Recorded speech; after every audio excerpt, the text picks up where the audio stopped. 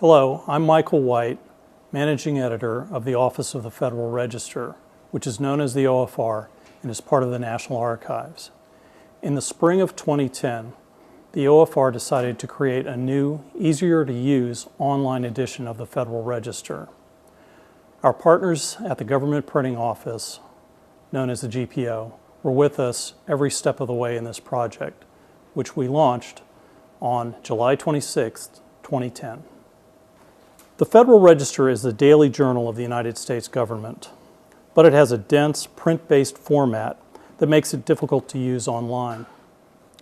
Our goal was to create a more readable Web 2.0 version of the Federal Register that could help people understand the regulatory process, connect them with issues that affect their lives, and get involved in government.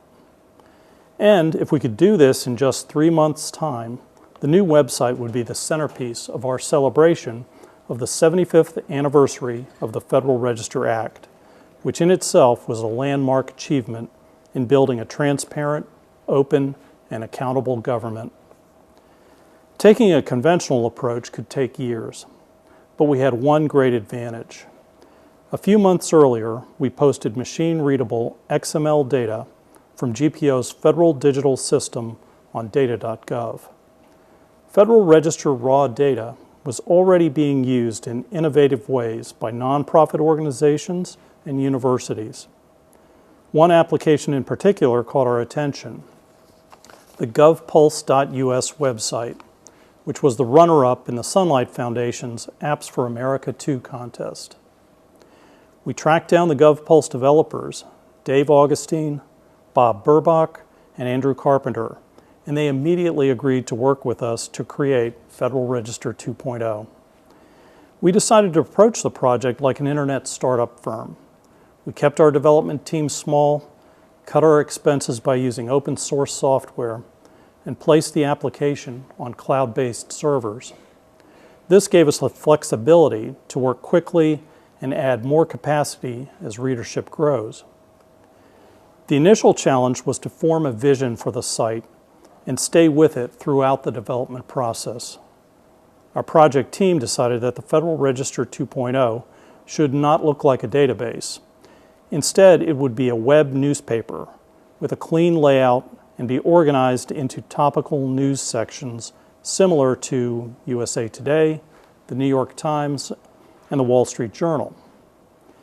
We analyzed our material and settled on money, environment, world, science and technology, business and industry, and health and public welfare as the key topical areas. Each news section has featured articles with a brief summary and illustrations of the subject matter. We keep the featured items visible in the same way that other major newspapers keep covering important issues and stories day after day. So, for example, during the Deepwater Horizon oil spill, our environment page continuously displayed the key Interior Department, Coast Guard, and EPA responses to the crisis. The site also lets readers browse by agency and identifies economically significant rules. We offer dozens of RSS feeds that customers can select according to their unique interests.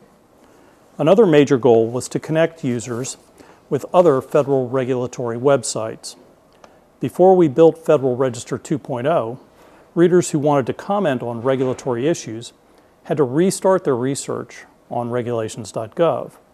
We designed our system to take users directly into the official docket, where they can submit their comments, read supporting information, and other public comments.